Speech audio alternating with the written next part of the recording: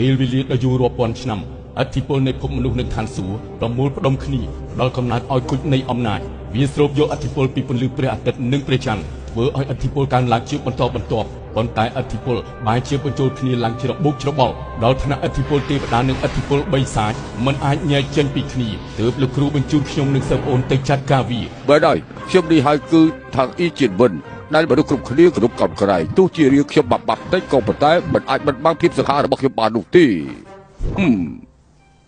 គុជនៃអំណាចទោះជាឯងមានស្លាប់ក៏ហើមមិនផុតដែរ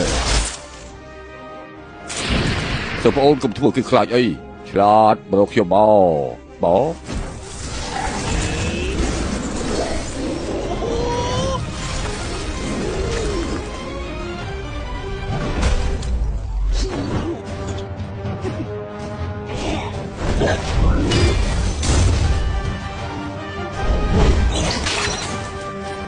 កទៅ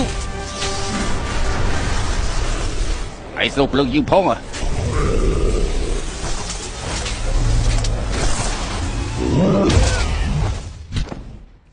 អីយោហ៊ុយអាក្មេងចង្រៃហ៊ានដាល់មុខបរោះសហាពោ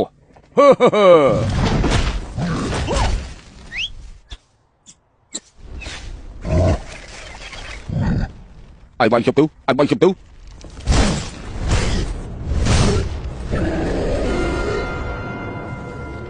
អូហូ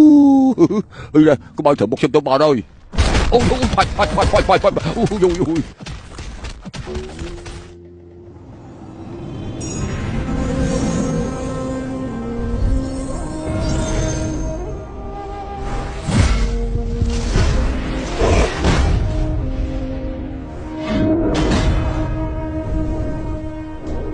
លោកគ្រូ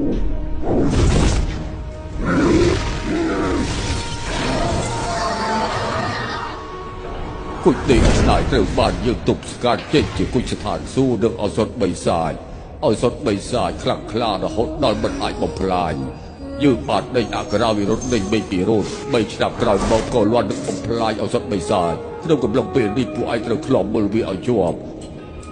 លីជីគឺជាអ្នកដែលស្ថានសួគ៌ជ្រើសរើសគុជនៃស្ថានសួគ៌នឹងទៅចាប់កំណើតជាបន្ត្រាទី3របស់គេខ្ញុំប្រគល់ភារកិច្ចនេះឲ្យទៅពួកឯងហើយទេវតាគុណលុត12របស់យើងមកបាន11ហើយបើឯងអាចចិញ្ចឹមគុជស្ថានសួគ៌ឲ្យលូតលាស់បានតំណែងគុណលុត12ដូចជាបងឯងអរគុណលោកគ្រូនៅពេលគុជស្ថានសួគ៌ចាប់កំណើតហើយចូលហៅគេថាដាចារឿង